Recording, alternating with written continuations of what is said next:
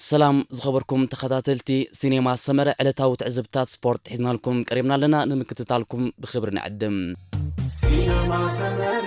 سمرة كابيزي رابيزي حيلنا للنبت فلتت حبوز دستا صحاب سنيت رفتا نفسد النهار سينما سمرة أب هاجر إسبانيا نمبل 4 جزء ذكر زلوا فولتا بورغوس سولوس كلتنا حسب نايك قدامي مدرخ وردراتو فليمو أب زق قدامي مدرخ دمات قادمتي كبورغوس تبجيسهم أب بورغوس اتزازمنا 257 كيلومتر زرحقته وردريا ما كايدوم نزا وردر دما كولومبياوي أبال كلب بحرين سانتياغو بوتراغو وردرو بسلسة ساعة 4 دقيقة 31 كاليتاتن بمزام قدامي يكونوا تعويتهم برتغالاوي روبون غريرون إنجليزاوي هارت جوهيغن دما كال أين سالسين كونوا وردرو زازيموم أبزور الدرسات فزولو إيرتراوان تقادمتي زمزقبو درجاتات مسنع عزب دمام أولمبيكاوي تشامبيون إيرترا أبال إف إديكيشن مرهاو قدوس كاب عود بحمس عليتات ديحرو مبل سانشومونتن درجة حزن كلهم أولمبيكاوي أبال تريك سيغا فريدو أمالي قبلس قابير دمام كاب عود بعسران شوعات دقيقن ساسان حدن كاليتات ديحرو مبل 216 درجة حزو وردرو زازيموم بز مسرت بول الجزية سانتياغو بوتراغو بسلسة ساعة 34 دقيقة ساسان حدن كاليتاتن قدامي كينو نفولتا بوتراغو يقلصلهم أولمبيكاوي تشامبيون إيرترا مرهاو قدوس بحمس كاليتات ديحرو مبل سانشومونتن أماني قبلس قابير دمام بعسران شوعات دقيقة ساسان حدن كاليتاتن ديحرو مبل 216 درجة حزلهم كالاي مدرخ فولتا بورغوس سلسة حسة تقادمتي بزكايدو وانا 258 كيلومتر زرحقة وردر كتسيلوكو عليهم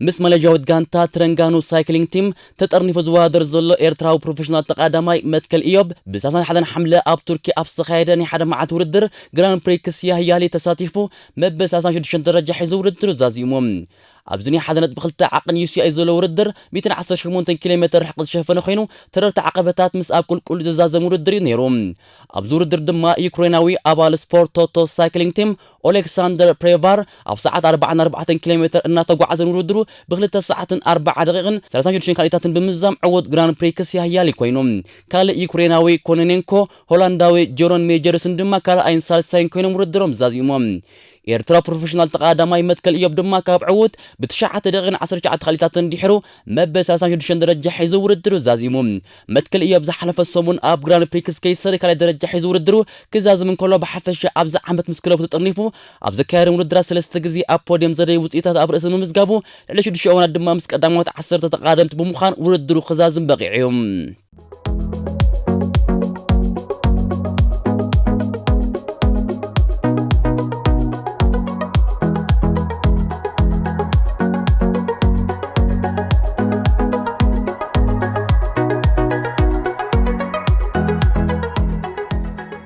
مسكوت مسجار تقادمت بشكلتها كابسوني حدنا حسن جميرو بوقع تخفيتو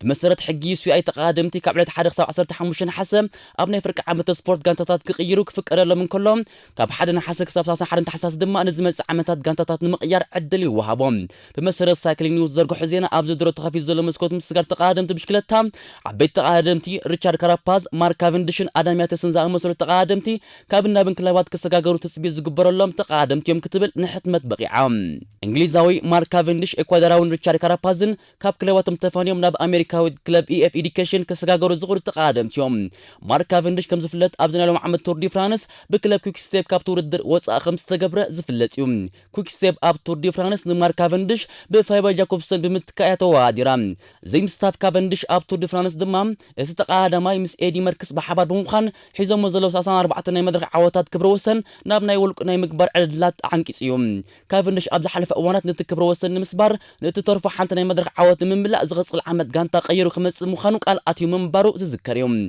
كلوب كويك ستيب وعلو خمس يتحدثوا له حبيرات بمهلا ودما نابتا عينا اوريقات له زلا ناي اولمبيكاوي مرها قدس غانتا اي اف اديوكيشن كي كده كم زي ترف بزحات يسمامعم ካብዚ ብተወሳኺ ኣባል ብሪጣንያዊት ጋንታ ኢኒዮስ ግሪናይደርስ ዝኾነ ሪቻርድ ካራፓዝ ስሙ ኣብዚ መስኮት ምስጋር ተፃወቲ ዝለዓል ዘሎ ተቐዳዳማይ እዩ። ካራፓዝ ኣብ ጂሮ ዲ ኢታልያ ብጃይ ህንድላይ ተሳዒሩ ካልኣይ ደረጃ ድሕሪ መሓዙ ካብቲ ዝዓበየ ውድድር ቱር ዲ ፍራንስ ብክለቡ ኢኒዮስ ኣይተመርፀን። ኣብ ኢኒዮስ ከም ገራን ቶማስ፣ ሳይሞን ያተስ፣ ዳንኤል ማርቲነዝን ኢጋን በርናልን ዝኣመሰሉ ናይ ግዜ ተቐዳደምቲ ብምህላዎም ድማ ካራፓዝ ከም ናይ ግዜ ተቐዳዳማይ መጠን ኣብ ዓበይቲ ውድድራት ናይ ምስታፍ ዕድሉ ዝተሓተ እዩ። በዚ ምክንያት ድማ ካራፓዝ ኣብ ዓበይቲ ውድድራት ንምስታፍ ናብ ዕድል ክትህቦ ትኽእል ጋንታ ኣብ ምቁማት ይርከብ። ካልእ ኣባል ኢኒዮስ ግሪናይደርስ ዝኾነ ሳይሞን ያተስ እውን ካብ ናይ ቅድም ክለቡ ባይክ ኤክስቼንጅ ጃይኮ ፃውዒት ይቐርበሉ ብምህላው ነታ ጋንታ ብደረጃ ሓለቓ ጋንታ ንምምራሕ ቀሪቡሉ ዘሎ ዕድል ክሕሰሞ ኢልካ ክድምድም ዝከኣል ኣይኮነን። ካልእ ኣብዚ መስኮት ምስጋር ተቐዳደምቲ ንቅድም ምሽክለታ ኤርትራ እቲ ዝዓበየ ዜና ክኸውን ዝኽእል ምስጋር ናትናኤል ተስፋፅዮን ካብ ድሮን ሆፐር ኣንድሮኒ ጂጋቶሊ ናብ ዓባይ ክለብ ትሬክ ሴጋ ፍሬዶ እዩ። እዛ ጋንታ ቅድሚ ዝተወሰነ ኣዋርሕ ናትናኤል ተስፋፅዮን ናብ መሰርዓ ንምፅምባር ድሌታታ ገሊፃ ምንባራ ዝዝከር እዩ። እንሆ ድማ ተቐዳደምቲ ካብ ናብ ዝተሰጋገሩሉ ግዜ ኣኸይሉ ብምህላው ድማ እዛ ጋንታ ነዚ መስኮት ተጠቂማ ናትናኤል ተስፋፅዮን ኣክሹ ናብ መሳርዓ ክትፅምብሮ ትፅቢት ይግበረላ። ምስጋር ናትናኤል ተስፋፅዮን ናብ ትሬክ ሴጋ ፍሬዶ ክኸውን ዝኸውን ድማ ካልኣይ ኤርትራዊ ኣባልታ ጋንታ ክኸውን እዩ። ኦሎምፒካዊ ኣማኑኤል ገብረእግዚኣብሔር ኣባል ትሬክ ሴጋ ፍሬዶ ምዃኑ ዝፍለጥ እዩ።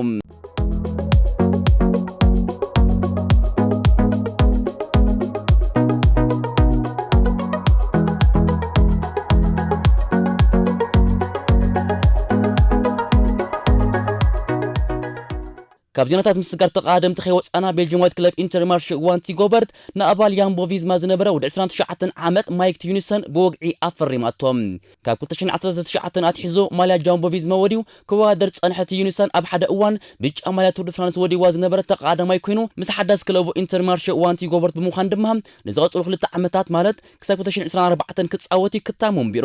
ሆላንዳዊ ማይክ ቲዩኒሰን ናብ ቤልጅማዊት ክለብ ኢንተር ማርሽ ዋንቲ ጎበርት ድሕሪ ምስግጋሩ ኣብ ገጻ ትዊተር ኣብ ዝለጠፎ መልእኽቲ ቀጻሊ ምዕባላታት ኢንተር ማርሽ ዋንቲ ጎበርት ድሌታተይ ንኽመርፅ ኣዝዩ ቀሊል ገይርዎ እዩ። ኣብ ቀጻሊ እዛ ጋንታ ኣብ እትገበሮም ውድድራት ድማ ዘለና ዓቕሚ ብቕዓትን ከወፊ በዓል ሙሉእ ተስፋየ። ብዝያዳ ድማ እቲ ቀንዲ ዕላማይ ነቲ ኣብ ዓበይቲ መድረኻት ብሉፅ ብቕዓት ዘንፀባርቕ ዘሎ ኤርትራዊ ቢንያም ግርማይ ኣብ ናይ መውደእታ ኣፅበታ ውድድር ብዘለና ዓቕሚ ተጠቒመ ሙሉእ ሓገዝ ዘይንምብርካት ይኽብል መልእኽቱ ኣመሓላሊፉ። ምምፃእ ዓብን ምኩርን ተቐዳዳማይ ሆላንዳዊ ማይክ ቲዩኒሰን ናብ ኢንተር ማርሽ ዋንቲ ጎበርት ድማ እቲ ቀንዲ ተረባሓ ክኸውን ዝኽእል ቢንያም ግርማይ ክብላ ማዕከናት ዜና ብሽክለታ ኣብ ዓምድታተን ይፅሕፍ ኣለዋ።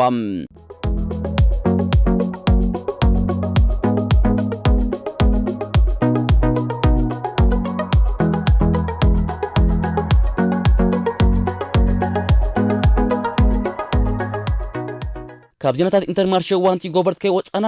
ገዲም ቮላችስታ ጋንታ ኖርዌጃዊ ኣሌክሳንደር ክሪስቶፍ ካብታ ቤልጅማዊት ጋንታ ተፋንዩ ናብ ናይ ሃገሩ ብደረጃ ፕሮ እትነጥፍ ጋንታ ኡኖ ኤክስ ተሰጋጊሩ። ብዛሓዳስ ጋንታ ብምዃን ድማ ንዝተረፈ ናይ ቅድም ምሽክለታ ሞይኡ ንምዛም ክሳብ 2025 ክፃወት ኣብ ስምምዕ በፂሕሎ። ወዲ 35 ዓመት ኣሌክሳንደር ክሪስቶፍ ኣብ ምፍላም ናይ ዝዓመተ ስፖርት ናብ ኢንተር ማርሽ ዋንቲ ጎበርት ዝተፀንበረ ኮይኑ ኣብዞም ዝሓለፉ 7 ኣዋርሕ ድማ ማልያ ዛ ቤልጅማዊት ጋንታ ወዲው 3 ናይ መድረኽ ዓወታት ከመዝግብ ክኢል እዩ። ኣሌክሳንደር ክሪስቶፍ ኣብ ናይ ሎሚ ዓመት ቱር ዲ ፍራንስ ንክለቡ ኢንተር ማርሽ ዋንቲ ጎበርት ኣብ ናይ ነጥቢ ንኽትወዳደር ዝወከለ ኮይኑ ኣብ 2 መድረኻት ሳልሳይን ራብዓይን ኮይኑ ድማ ውድድራቱ ዛዚሙ።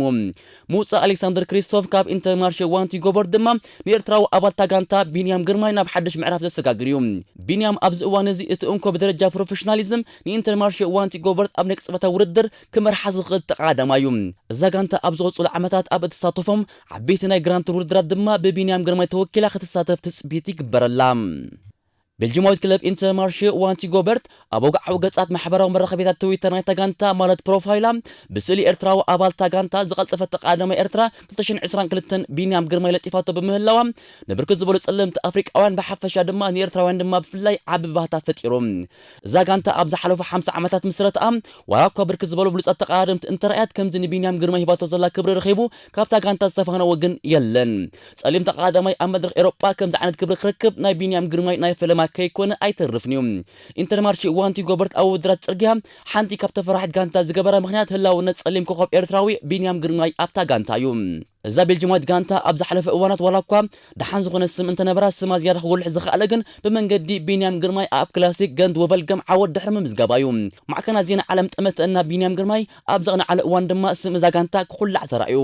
ካብዚ ብተወሳኺ ቢንያም ግርማይ ኣብ 10 መድረኽ ጅሮ ዲ ኢታልያ ብዘገርም ቅጽበታዊ ውድድር ናይ ሓደ ካብ ምኩሓት ቮላጅስታታት ዓለምና ማቲዩ ቫንደርፖል ኣንበርኪኹ ናይ ፈለማ ጸሊም ኣፍሪቃዊ ተዓዋቲ ግራንቶ ድሕሪ ምዃኑ ስም ቢንያም ግርማይን ክለቡ ኢንተርማርሼ ዋንቲ ጎበርትን ብቕጽበት ተኸሊዑ እምበኣር ቤልጅማዊት ክለብ ኢንተርማርሼ ዋንቲ ጎበርት ንኹሉ ቢንያም ግርማይ ዘምጻለ ዓወታትን ክብርታትን ኣብ ግምት ብምእታውያ ንስእሉ ኣብ ናይ ትዊተር ገጻታ ወኪላቶ ዘላ ሓንቲ ክለብ እንተቀዳዳማያ ኣብ ፕሮፋይል ናይ ትዊተራ ክልጥፍ ናይ ኢንተርማርሼ ዋንቲ ጎበርት ናይ ፈለማ ከይኮነ ኣይተርፍን እዩ እምበኣር ከዝኸበርኩም ተኸታተልቲ ሲኔማ ሰምር ዕለታዊ ትዕዝብታት ስፖርት ኣብ ዝንፍጽም ኣብ ገጻል ቅሳም ንራኸብ ሰላም